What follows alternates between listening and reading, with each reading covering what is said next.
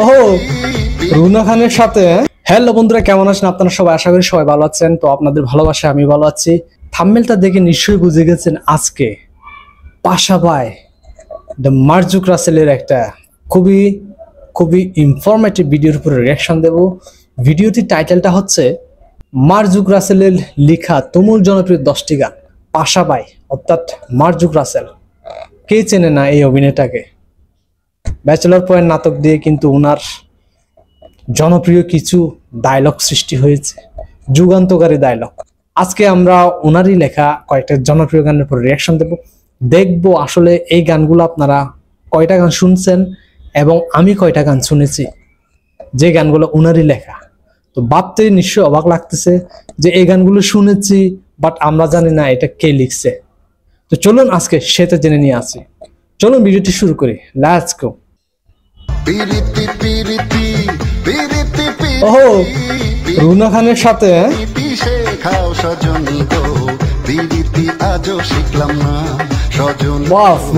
এই গানটি উনার লেখা। হ্যালো দর্শক, সবাইকে স্বাগতম আমাদের আজকের এই পর্ব। আজকে আমরা এমন একজন ব্যক্তির সম্পর্কে কথা বলবো যে কি দেশের জনপ্রিয় গায়ক আসিফ আকবর স্যারের সাথে প্রতিভা দিয়ে সবার মন জয় করে নিয়েছে। সেই ব্যক্তিটি রতনে রতন চেনে, এটাকে বলে আমাদের সবার পরিচিত মার্জুক রাসেল। অনেকে তাকে ব্যাচেলর পয়েন্ট নাটকের পাশাপাশি হিসেবে চিনে থাকে, আবার অনেকেই তাকে একজন অভিনেতা হিসেবেও চিনে থাকে। কিন্তু মার্জুক রাসেল শুধু একজন অভিনেতা নয়, তিনি একজন কবি, গীতিকার ও মডেল। আজকে আমরা ওয়েস্ট ইন্ডিজের ক্রিস গেলের ব্যাশ নিয়ে নিছে তুমুল জনপ্রিয় 10টি গান নিয়ে আলোচনা করব। পুরো দস্তুর গায়কের হয়তো আপনি এর আগে কিন্তু জানেন না এই গানগুলো কার লেখা। তাহলে চলুন দেখে আসি মার্জুক রাসেলের লেখা 10টি জনপ্রিয় গান। চলুন। ওমা,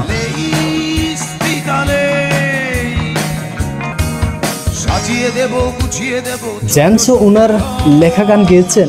1 নাম্বার, লেইস ফিতা লেইস।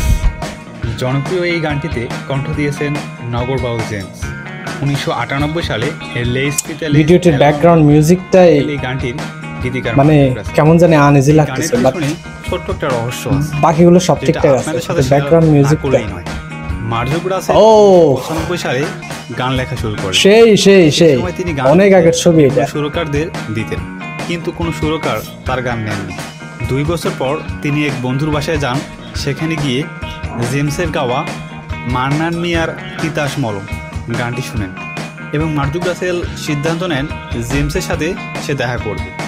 মার্জুক রাসেল যে গানগুলো লিখে সেই গানগুলো জেমসের কণ্ঠে অসাধারণভাবে মানাবে এবং ফুটে উঠবে। সেই চিন্তা ভাবনা করে মার্জুক রাসেল শুরু করলো জেমসের কোর্স। লেখালেখির সূত্র ধরে সদীপ চৌধুরীর সাথে মার্জুক রাসেলের একসময় পরিচয় হয়। তার মাধ্যমেই সাউন্ড গার্ডেন স্টুডিওতে গিয়ে জেমসের সাথে সাক্ষাৎ। জেমসের মতো সিঙ্গার ওনার গান গেয়েছেন, এটা কিন্তু কম ব্যাপার না, বিরাট ব্যাপার। রাসেল সেই অ্যালবামের জন্য তার কিছু গান দেখায় জেমস এবং জেমসেরও সেই গানগুলো পছন্দ হয়। তারপর সেই অ্যালবামের জন্য হাউজি, বেদৌড় এবং রাখে আল্লাহ মারিকে গানগুলো লিখেন। এরপর 4.5 বছর জেমসের সাথে একটানা কাজ করেন মার্জুক রাসেল। এই গানটির মাধ্যমেই মার্জুক রাসেলের পরিচিতি পায়, অর্থাৎ সে জনপ্রিয়তা অর্জন করতে শুরু করে।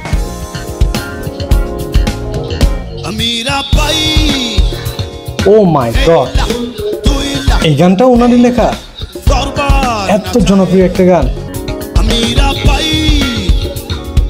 2 নাম্বার, মীরাবাই। জেমসের গাওয়া আরেকটি জনপ্রিয় গান হলো মীরাবাই। মার্জুক রাসেলের লেখা এই গানটি 1999 সালে ঠিক আছে বন্ধু অ্যালবামে প্রকাশ। চিন্তা করেন একবার অবস্থা, মার্জুক রাসেলকে অনেকেই জানে না উনি কি পরিমাণ গুণী একজন মানুষ। শুধু জানে উনি একজন অভিনেতা এবং কমেডিয়ান, বাট ওনার যে এই গানটা, এই গুণটা। 3 নম্বরে, ফু। 2018 সালে আসিফ আকবরের কণ্ঠে গাওয়া, এটাও কি ওনার লেখা? ফু।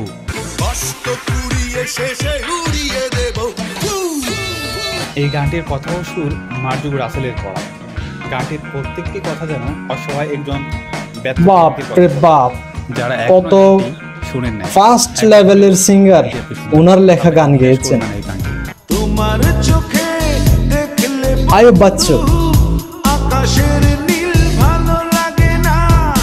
4 নাম্বার, আয়ুব বাচ্চুর গাওয়া এই অসাধারণ গানটির গীতিকার আমি জানি না আসলে লিখা কতটুকু সঠিক এই তথ্যগুলা এখন দেখতেছি, বাট আমি আরো পরে একটু রিসার্চ করে দেখবো। মুখে হাসি দেখলে জানে যে আমার ভালো লাগে না। অনেকেই বলে মেয়েদেরকে ইমপ্রেস করতে চান তাহলে এই গানটা ওনার লেখা না? আয় রে, একটি নাওয়ে দুটি পাখি প্রেম যমুনার কূলে, হাওয়ায় হাওয়ায় উড়বো দুজন দুঃখ ব্যথা ভুলে। 5 নাম্বার, প্রেম যমুনার কুলে। জেমসের গাওয়া আরেকটি অসাধারণ গান হলো প্রেম যমুনার কুলে। এই গানটি লিখেছেন মার্জুক রাসেল। অসাধারণ কথার এই গানটি আমার কাছে সত্যি অনেক ভালো লাগে। গানটি না শুনে থাকলে অবশ্যই গুরুর এই গানটি আপনার জন্য অপেক্ষা করতেছে। ভাষা আন্দোলন 5 and 2, 52। 6 নাম্বার, হাউজি। হাউজি নামে শিরোনামের এই গানটি গেয়েছেন গুরু জেমস। মার্জুক রাসেলের লেখা অন্যতম গান একটি হচ্ছে হাউজি। এই গানটির কথাগুলো অনেকেই হয়তো বুঝতে পারবেন না। গানের মাধ্যমে কি মেসেজ দেওয়া হয়েছে, কিন্তু যারা এই গানটি বুঝে এবং এই গানের প্রত্যেকটি কথার অর্থ বুঝে তাদের কাছে এই গানটি মাস্ট ওয়াচ। তুমি আমার, তুমি তাহার, সবার বাংলাদেশ। দেশাত্মবোধক গানও লিখছেন উনি। বাংলাদেশ নিয়ে লেখা সবার বাংলাদেশ গানটিতে কণ্ঠ দিয়েছেন আসিফ আকবর।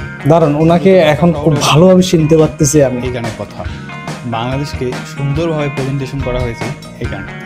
ভালোবাসা কম জানে বেশি জানে চলো না ললো না। 8 নাম্বার, আয়ুব বাচ্চুর গাওয়া ললনা গানটির গীতিকার মার্জুক রাসেল। এই ললনা গানটি মূলত মেয়েদের ছলনা নিয়েই লেখা হয়েছে। মেয়েরা কতটা ছলনাময়ী হতে পারে সেই কথাগুলি তুলে ধরা হয়েছে এই গানটিতে। আমি তো প্রেমে পড়িনি,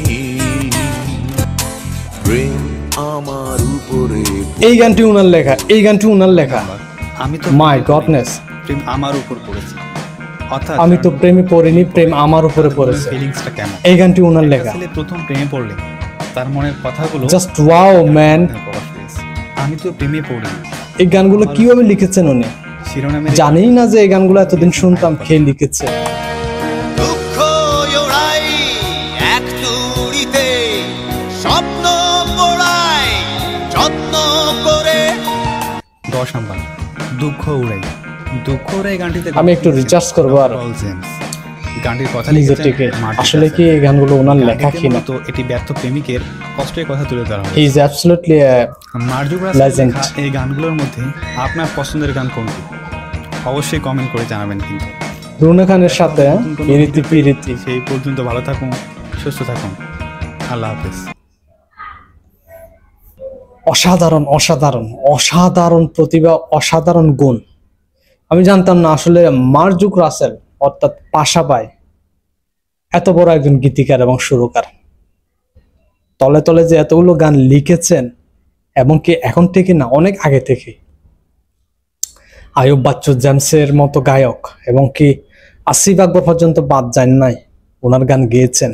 একটু ভেবে দেখেন এই লোকটার মধ্যে আর কি গুণ বাকি আছে। অভিনয় করেন, গান লেখেন, সুর দেন, নিজেও গান করেন। উনি তেমনই একজন ব্যক্তি যার মধ্য থেকে সব ধরনের আউটপুট দর্শকরা পেয়েছেন। আমি ভাবতাম এতদিন উনি জাস্ট অভিনয় করেন, ফান করেন, এবং কি একজন কমেডি হিসেবেও আমি ওনাকে দেখতাম এতদিন। বাট আসলে জানতাম না যে উনি এই ধরনের মাস্টারপিস কিছু গান লিখেছেন। খুব ভালো লাগলো জেনে। দারুণ দারুণ দারুণ। আজকে থেকে ওনার প্রতি রেসপেক্ট আরো বেড়ে গেল আমার। দারুণ।